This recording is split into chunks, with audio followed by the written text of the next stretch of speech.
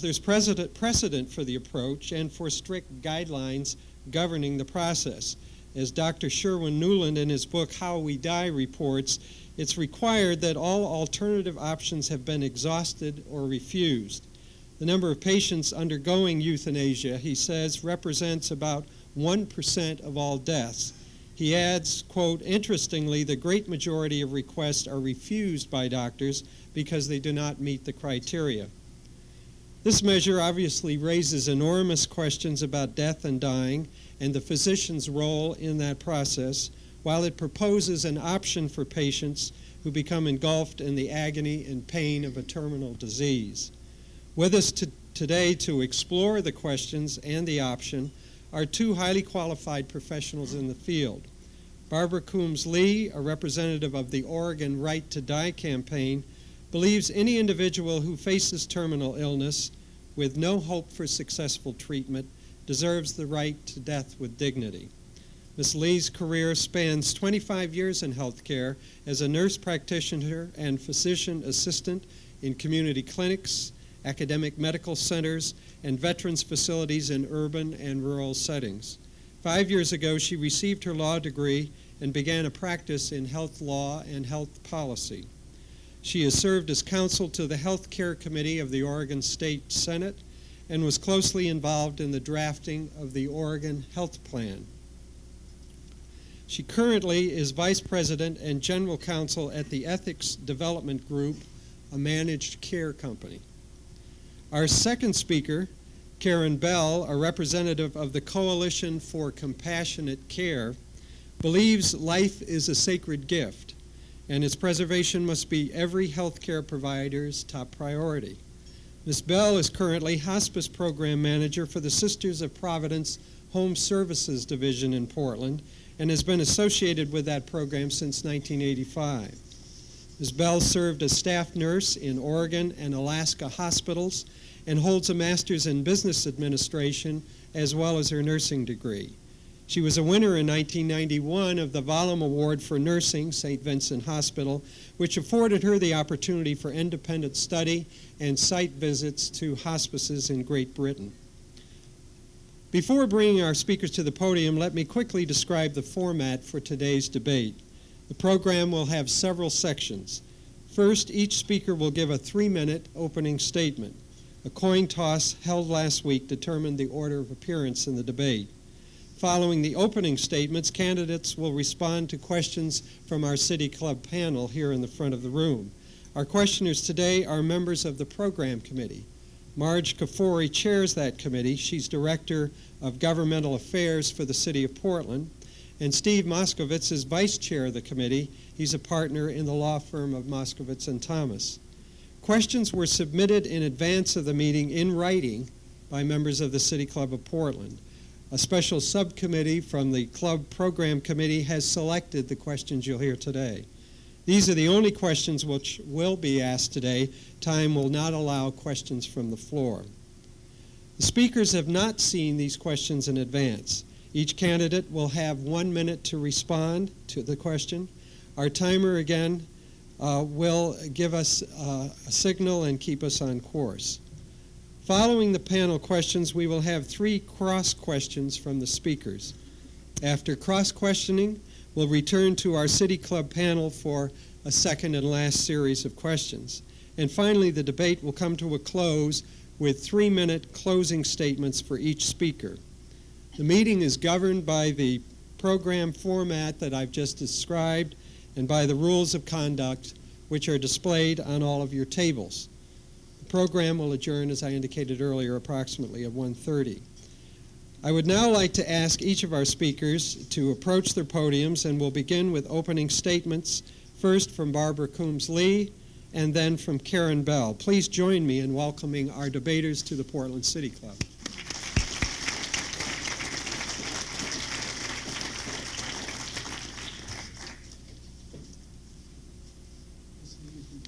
Thank you. Thank you for sponsoring this debate, and thank you for the good work that you do all year long. This afternoon, we're talking about a problem with the Oregon law against assisted suicide. The problem is that the law against assisting a suicide is so broad and it represents such a government intrusion in our private choice that it's probably unconstitutional. This law turns family members into criminals for an act no more serious than wanting to be with their loved ones and hold them as they die. Since I've become involved in this campaign, I've heard stories again and again of people who have been sent away from the beds of their spouses, mothers, fathers, because that person has decided that they can no longer endure the agony of a prolonged death. They've chosen some way to take their lives, and at the final moments they have told their loved ones, you must go away, you must have an alibi, you must not be with you, I will not implicate you in my act. The problem is that medical science has conquered all of the gentle and peaceful deaths. It's left the humiliating and the agonizing ones to run their relentless downhill course. Last month, a seasoned hospice nurse addressed her colleagues in a professional journal. She said to them, hospice tries hard, but we cannot guarantee every patient a peaceful death, and we know it. Let's be honest. Despite our best efforts, some deaths are simply too horrible to believe. Such deaths, beyond our control, despite the finest symptom management, are not even remotely life-affirming. These deaths are the kind of humiliation and deterioration that morphine doesn't help. It's the inability to care for ourselves, to toilet, to bathe, to read, to have meaningful interactions with the people that we love. It's the foul drainage and the bloody diarrhea. Measure 16 is the control in these situations. It's a process that begins and ends with a voluntary action. No one can do anything to you under Measure 16. It is a merciful and moderate and responsible way to give control to those who are desperate in their suffering. There are no injections, no tubes, no masks, no poisons. None of that is part of Measure 16. The safeguards are many and the process is thorough. It's a process that guarantees that your wishes are honored when death is near. It doesn't encourage any particular action, but it offers many. And for the first time, physicians would be under a duty to explain comfort care in hospice. In the end, another person may not make the same choice as you, but to honor and respect another individual is to honor and respect their choice. Living in America is about self-determination and personal autonomy, and each person being allowed to make their choice. The fact is that some people facing death would make a rational and a well-considered choice. Thank you. Ms. Bell, your opening statement. Thank you. Imagine your mother is terminally ill. She lives alone, and you plan to take care of her when she can no longer take care of herself. You want to share this opportunity with her and give back the love and the care that she has shown to you. Your mother, however, despairs of being a burden to you and to your family. She feels sad and depressed. She worries she will be too much trouble for you. She asks her doctor, who has known her for a few months, for a lethal prescription. The doctor sees her as someone who is pleasant, well-dressed, and well-groomed. He suspects she may be a little depressed, but then after all, she is terminally ill. He gives her the lethal prescription as she has requested. In a moment of despair, she takes the pills. You are her only child, but you were never told she had asked for and received this lethal prescription. She was your mother, but you never had the chance to tell her goodbye.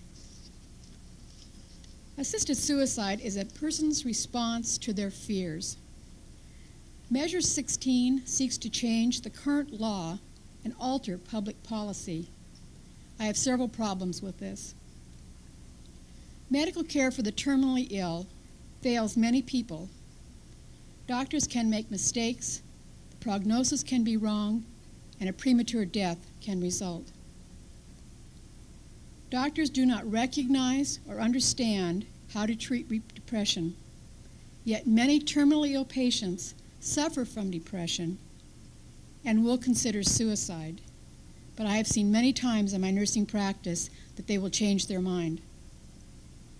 Changing the current law to grant immunity from prosecution for assisting in the suicide of a terminally ill patient is the wrong answer to the problem.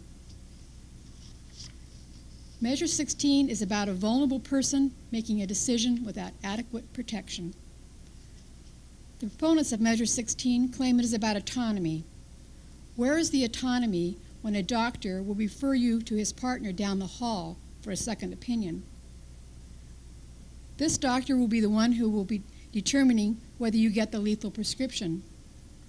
This will be the same doctor who will be managing your pain, perhaps poorly. This is the doctor who you will turn to advise you on whether to commit suicide.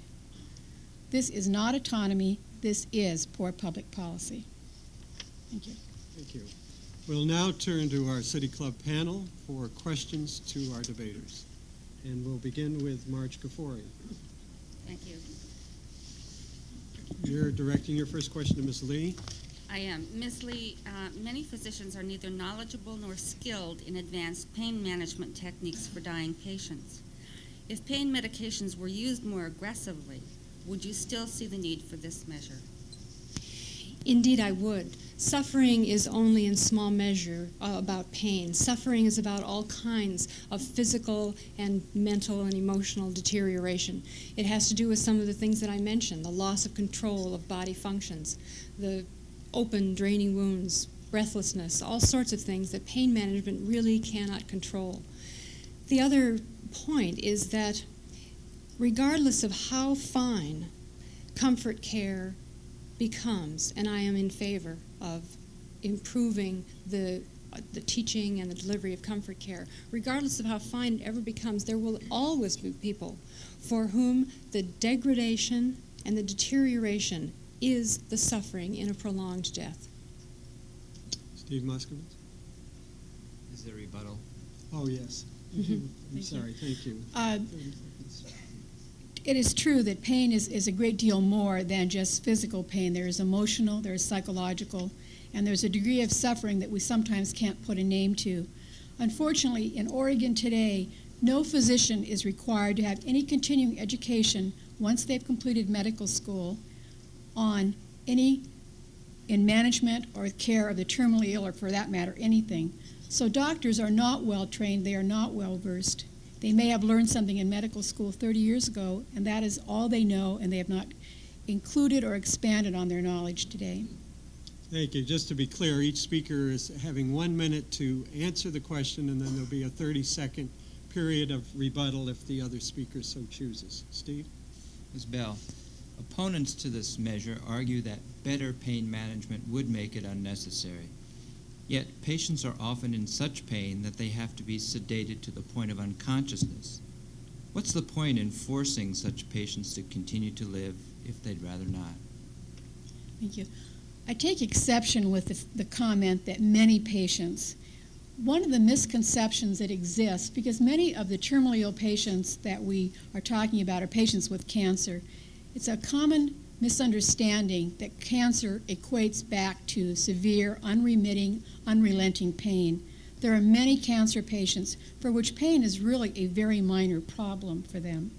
So it is not true. There is certainly a very small majority, I don't mean that, a very small number of patients where there is an intractable pain, where yes, it does require sedation to the point of unconsciousness. That is an extremely small number. Probably in the 17 years that I've been involved in hospice care, I've seen this used 3 times. Ms. Lee, rebuttal. Yes. Again, we're not really talking about pain, particularly in cancer. Pain is only one component of suffering. We're talking about people whose bodies are literally wasting away, whose wounds are draining with foul drainage and will never heal, who are so exhausted that they can't even lift their heads or speak to the people that they love, whose tissues are deteriorating before their very eyes. This is the kind of suffering that cancer brings that have nothing to do with physical pain. Thank you. Next question. Ms. Lee, suppose that the lethal dose doesn't work and the patient ends up comatose instead. What then, and who's responsible? This is why an important part of Measure 16 is that the physician can be with the patient during the ingestion. so that the physician can make sure that the patient has taken an adequate amount of medication to ensure their death. Right now, patients deal with exactly that kind of uncertainty. They kind of go by gosh or by golly. They hoard drugs, they hoard their pain medications and their sedatives. They get a plastic bag, they read Derek Humphrey's book, and in the end, they face tremendous uncertainty about whether they're doing it right or not. In Measure 16, they can have their physician there watching them so he knows that they are taking the dose correctly and they will be successful. Ms. Bell, rebuttal. That's very interesting. Unfortunately, again, in an extensive practice I've had in nursing, and it's mostly directed to patients who are in their home, we have difficulty getting physicians to make home visits on patients while they are alive and need the visit from the doctor, but unable to go in to see the doctor on their own. In fact, many of the doctors that I've discussed this Measure 16 with, the appeal to the ones who support this is the fact that they can distance themselves from the patient and from the patient's decision. That is the reason they do not favor the lethal injection, because they do not want to be the agent that causes the patient's death as they see it. The appeal of this measure is they do not have to be there. They don't even have to know if the patient actually takes the medication or not. Thank you. Next question. Ms. Bell, it's argued that suicide is already legal. What legal means are available to terminally ill persons to end their lives, and what protections are afforded to those who are asked to help them? Well, I don't believe that suicide is legal, rather that it's not illegal, and the attorneys probably could speak to that much better than I. There is no means that would allow a person to end their life prematurely. What is available to every one of us in this state is the right to refuse medical treatment that we find burdensome, that may have a side benefit of extending our lives, but under the benefit burden, the burden of that treatment would be so great and so overwhelming that we would not choose it. A patient does not have to accept chemotherapy or radiation therapy, hyperalimentation, which is a nutritional support system that extends life. They can choose what they want with their doctor's guidance and make the decision based on the benefit and then the burden to themselves. Ms. Lee. The one thing that they can't choose is a peaceful exit. And the tragedy is that so often we read in the paper or family members become aware that their loved one has, in their desperation, done a violent act with guns and jumping off bridges and running in front of cars if they can run.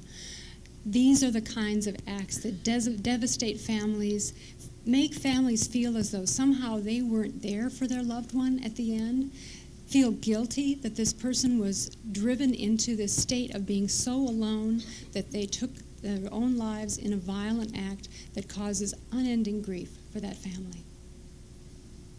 Next question. Thank you. Ms. Lee, aren't you concerned that this measure seems to ask physicians to compromise their professional role as healers and to violate the Hippocratic Oath? The Hippocratic Oath has two mandates. One is that we preserve life, and the other is that we relieve suffering. There comes a time in the course of a terminal disease when the preservation of life goals recede and the relief of suffering goals come to the fore. It's these times when physicians can answer their greatest calling, and unlike the reports that Karen received from the physicians that she spoke with, the stories that we hear from physicians are that if they have the courage and the human caring to be with their patients through these very difficult times and promise to not abandon them no matter where their terminal disease may take them, they experience one of the greatest, most rewarding times in their whole history of healing. Physicians practice under the concept of do no evil and do no harm to their patient. This is a sense of abandonment to a patient. When you offer this to your patient, you are saying, there is nothing more that I can do for you. This is what you need to do to make a quick exit. That's not being with the patients. That's not journeying with the patient to the end of their life. That is rather presenting to the patient a sense of despair and hopelessness that you yourself can do nothing more for them.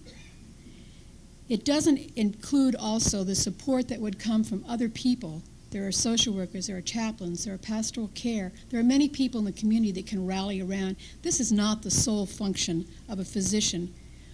We look at this and interpret this measure on the fact that it is just doctors who are going to be affected by this. There are many people who will support a patient, not only just a physician. Thank you. Next question. Ms. Bell, your campaign literature argues that if Measure 16 were to pass, quote, Dr. Kevorkian-style death clinics would specialize in suicides, close quote. What factual basis do you have to support this claim? Well, since there is no state in the United States or is suicide legal, we can only speculate on what will happen. The measure is written so that any physician may enable a patient or provide a patient with a prescription to commit suicide. There are many doctors who will choose never to participate in this. This would be an opportunity for physicians who believe this and who support this concept to build a clinical practice around this measure. It wouldn't be a very lucrative clinical practice, I'm afraid, because many physicians would be more than pleased to offer this relief to their patients. A poll in Lane County indicated that 60% of physicians in Lane County would offer this to their patients if asked. There would be no room for the Kevorkians. This has to do with a patient and that patient's individual attending physician, the one who is caring for him or her, the one who is in charge of treating the terminal disease. Dr. Kevorkian doesn't treat any disease. This would, if anything, it would be effective in keeping nuts like Kevorkian out of Oregon, certainly not inviting them in. We'll come back to our panel for some more questions, but the program will now move to the portion where each speaker has the opportunity to ask the other questions. There will be 3 questions asked. Each question must be asked in 30 seconds, and the opponent will have 1 minute to respond, after which, again, the questioner will have rebuttal, this time for 30 seconds. And the role of the questioner will alternate between the speakers. We'll begin with Ms. Lee. Bill was 75 when he discovered metastatic throat cancer. Radiation treatment destroyed his hearing. Over 18 months, he lost weight, became weak, constant headaches and exhaustion. Cancer spread to his sinuses and his brain, and he developed copious and continuous drainage from his nose. He had to wear a pad to keep himself dry. Had several consultations and psychiatric evaluations. He never faltered in his belief that he could no longer stand the indignity of continued living like this. Do you oppose Bill being allowed to ask his physician for a lethal prescription? Yes, I do. There are certainly going to be tragic stories. I've seen them. I've been there. I've been the nurse. That doesn't mean for the exceptions we make a policy that would allow this option to be open to everyone who may not have as detailed as Barbara reported on this patient. Bad policy is not a reason to allow something to happen. This patient, it certainly is a tragic story. There will be those, but that is not a reason to allow this law to take effect. What Karen asks you to do is to close your hearts to the tragic stories and deny those people their final wish in the name of public policy. That is not what a compassionate society does. There is a solution to this problem. We have a measure here that is moderate in its allowances. It is serious in its safeguards, and it's a modest solution. Ms. Bell, your first question to Ms. Lee. In the Netherlands, the court allowed assisted suicide when doctors follow certain guidelines. In fact, the Dutch guidelines are much stricter than those proposed in Measure 16. However, a recent report in U.S. News and World Report about euthanasia reported, and I quote, in slightly more than half of the euthanasia cases, doctors killed without the patient's knowledge or consent. It goes on to say, the Dutch Pediatric Association has issued instructions allowing euthanasia for babies who are not terminally ill but simply face chronic illness. What are your thoughts on this? My thoughts are to ask the question, what on earth does the Netherlands have to do with Measure 16? Because all of the activity that you described would be illegal, and conviction would be enforceable under Measure 16. All of these conducts would be Class A felonies under Measure 16. Measure 16 does not authorize lethal injection. It has to do with adults who can act voluntarily and are competent and capable to make their own health care decisions and do so and make a request of their physicians. One thing to note about the Dutch study is that it's enormously confusing, and they lump into that category the withholding of medical therapies. It just is irrelevant. I don't believe it's irrelevant, and I think we need to point out that we cannot say that the Dutch experience is not relevant, what will happen in Oregon. Barbara is quite correct. This measure allows only for an oral prescription to be written, but also it opens the door for this measure to be appealed to through the court system under the Americans with Disability Act, because patients who cannot eat or drink will not be able to avail themselves of this opportunity as it's presented. Ms. Lee, your second question. Karen, many dying patients are so desperate from relief for their suffering that they hoard pain medication and sedatives, and they take these on their own, sometimes placing a plastic bag over their heads to ensure death. When a patient and a family make this decision after exhausting all available comfort care options, and the family wants to be there to hold the patient as she dies, would you recommend that the patient make sure that she dies alone to protect the family from criminal investigation, or would you encourage the family to stay and risk prosecution? We all know that there are patients here in Oregon, as well as other parts of the country, that have committed suicide with their physician's compliance. No one has ever been prosecuted. I don't believe that that has to be the situation. And secondly, I'm troubled by the continuing reference to the great number of patients. The programs that I work with, we have an average census of 150 hospice patients on a daily basis. There are virtually none on which pain is an ongoing, such a terrible problem that the patient seeks suicide. We hear over and over again that this is a majority problem. That is not the case. It is certainly not my personal experience in the 17 years that I have been involved with hospice.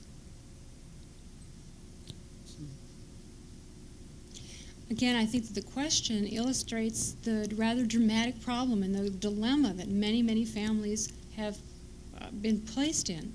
They can either support their family member right up to the end and be there for them, risking prosecution and feeling as though they have committed a criminal act until the day they died, or they can walk away, not be there, and feel guilty until the day they died because they weren't there. It's a horrible choice. Ms. Bell, your second question. In May of 1994, the New York State Task Force on Life and the Law released its report on physician-assisted suicide. The task force was made up of people from across the political spectrum, including doctors, lawyers, and members of the New York Civil Liberties Union.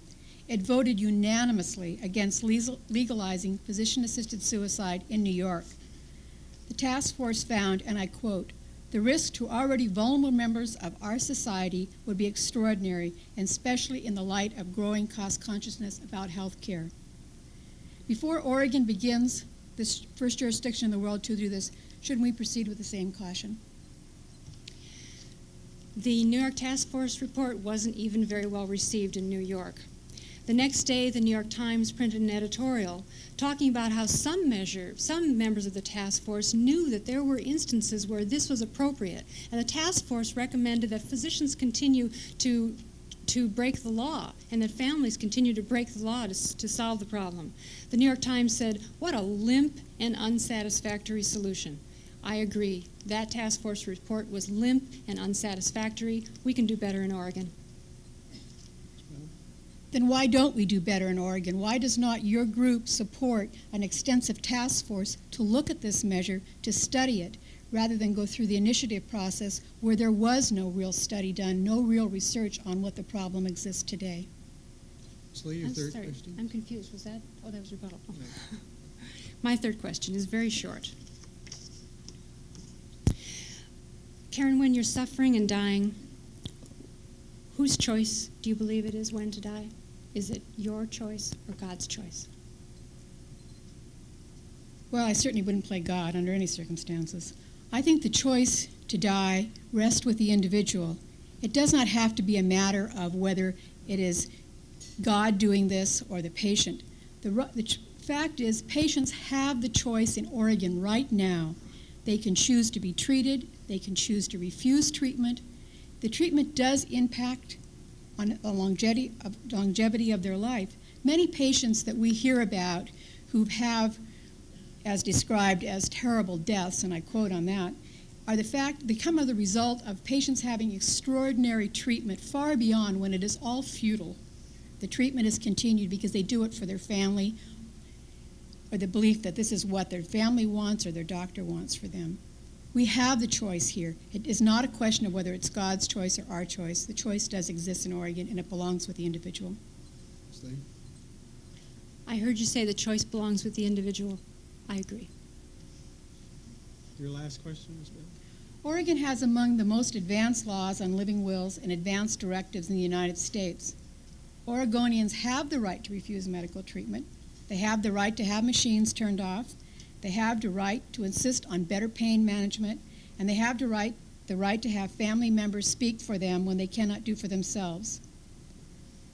Since people diagnosed with terminal illnesses have plenty of options for a dignified death, why make such a drastic change in the Oregon law? Karen refers to the Advanced Directive Law, Senate Bill 286. This law has to do with people who are unable to make decisions for themselves. These people are incapable.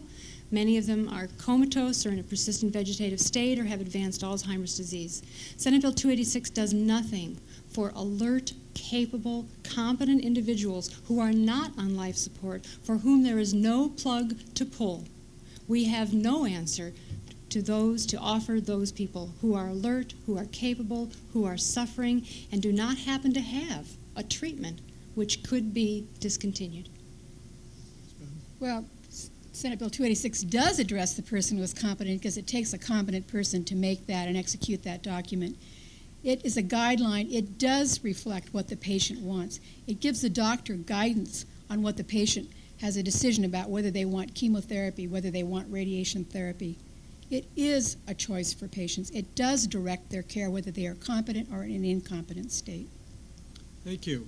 We'll now return to our panel. Again, 1 minute to respond and 1 minute for rebuttal.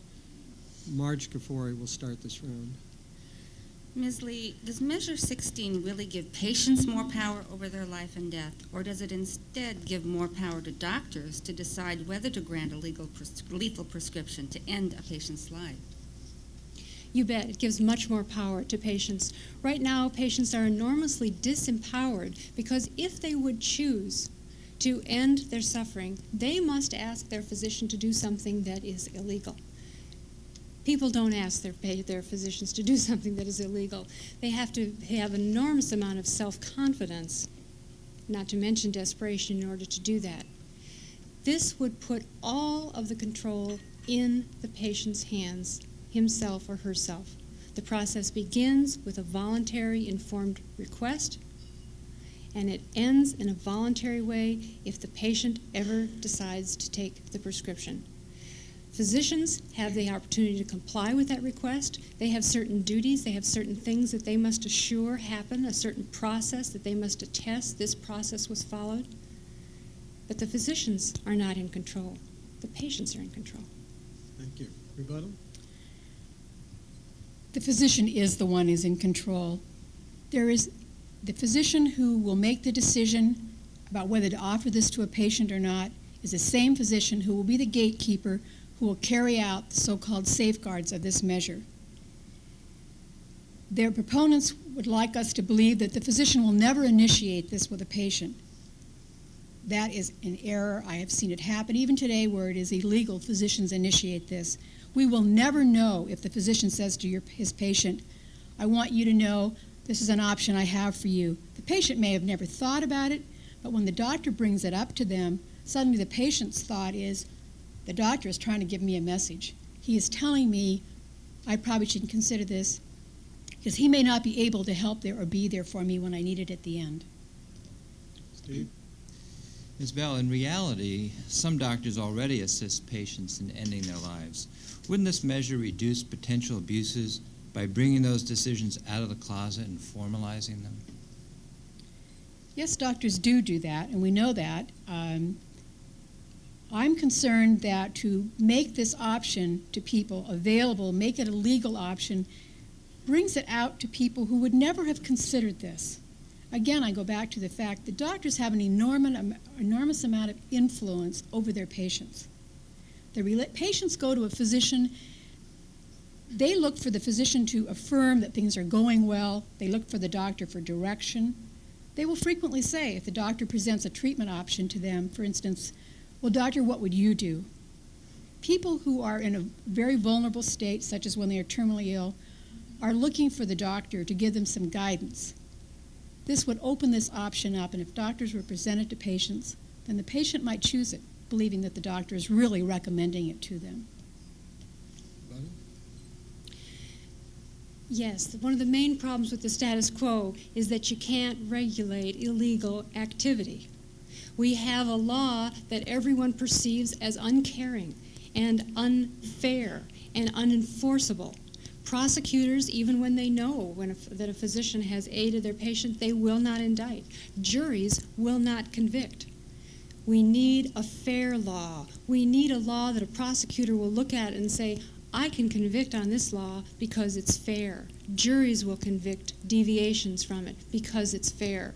When you have a law that is so broad and so widely recognized as uncaring and unfair, essentially what happens is that it's a free-for-all. There are no rules.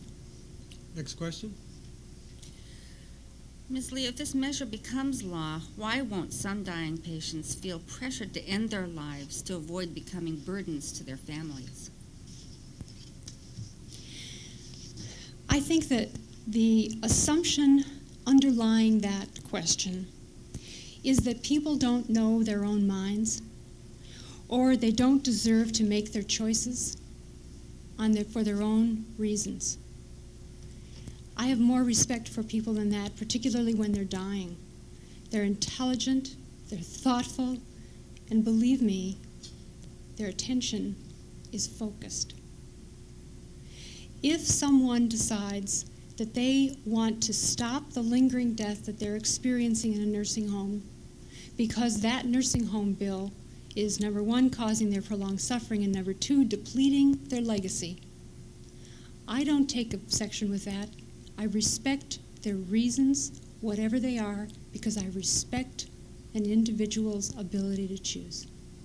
Ms. Bell, rebuttal? I respect people's right to choose, but I also know from the practical experience that I have been in for many, many years, patients are influenced by their family decisions. We constantly hear patients saying, don't tell my children, I'm worried about my wife, how she's going to manage. They are not fully able to make decisions, an unbiased decision. They are influenced by their family. We all are. Think back of every situation in your life that has had a profound emotional impact or an experience. You have considered how your family is going to react to that, how your family is going to handle your decision. The people who are terminally ill are extremely susceptible to how their family is treating them. And families sometimes unintentionally give subtle messages back to the patient that you are a burden to me. It is difficult. How am I supposed to work and take care of you? The messages are subtle, they're not intentional, but they are there and they will impact the patient's decision. Next question, Steve. Ms. Bell, recent studies show that terminally ill persons are only slightly more likely than other Americans to commit suicide. So why are you so concerned that passage of this measure would cause Oregon to become a, quote, suicide destination, close quote? If Oregon is the only state in the United States where this is legal, and which it would be if this were to pass, people will come here again because there's no other place that they can go. It will become a destination state. And that is true that very few people who are depressed and or terminally ill commit suicide.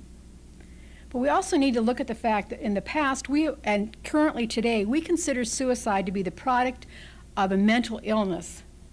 This measure, if it were to pass, makes it an act of a rational person, and that is not the case.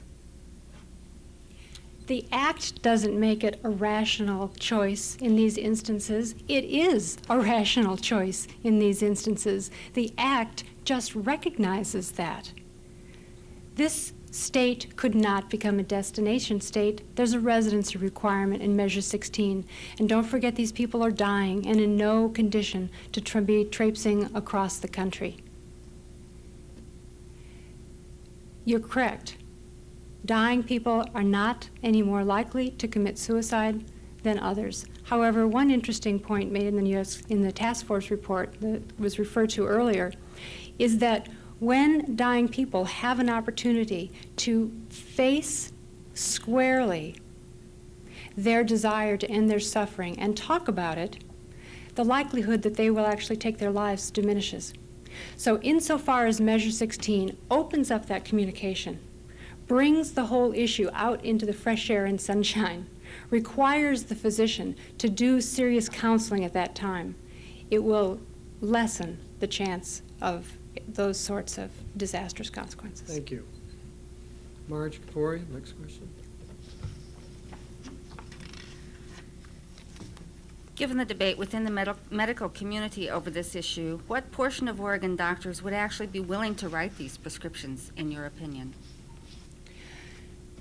I might need help with this because I don't keep up with these. But there have been a number of surveys, and as I mentioned earlier, I believe that the survey done in Washington State was that approximately 30% of physicians either currently do or would, if legal, give this sort of assistance. There was a survey done in Lane County. 60% of physicians indicated that they would be willing to offer this sort of assistance.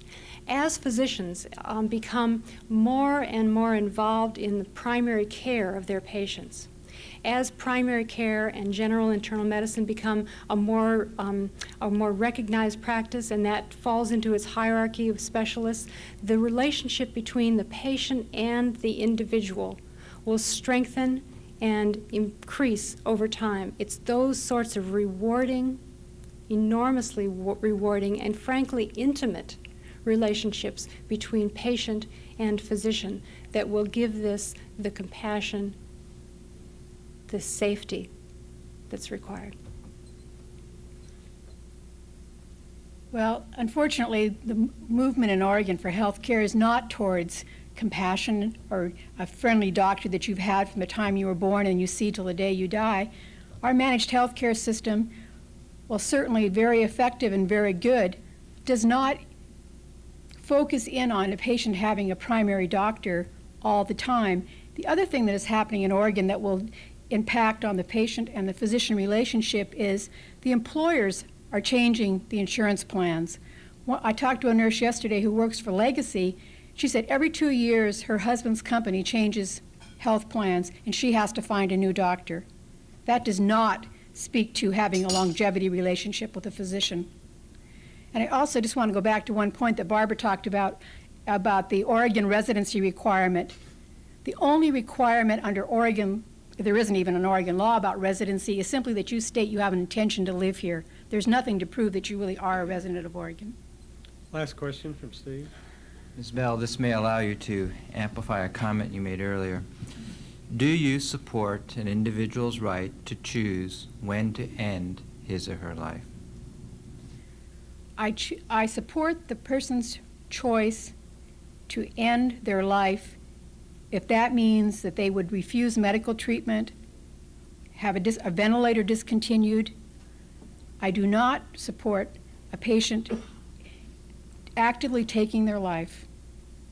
I think that is wrong. I think there is inherent in there the danger of a patient not having a prognosis that is accurate.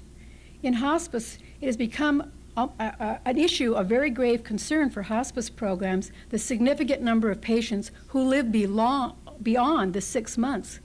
And that is 2 physicians, one a palliative care physician who is trained in hospice care, is making that decision along with the primary doctor. But yet, over one recent study, and actually it's carried out here in Oregon through our hospice program, 12% of our patients lived beyond 6 months.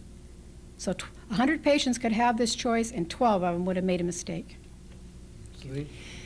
The distinction that Ms. Bell makes between withdrawing a life support system that is keeping someone alive and taking an active aid in dying action is one that biomedical ethicists hold very dear, that distinction, and they hold that it is not the moral equivalent to take off a ventilator, pull out a feeding tube, or take an overdose. Those two things are morally dissimilar.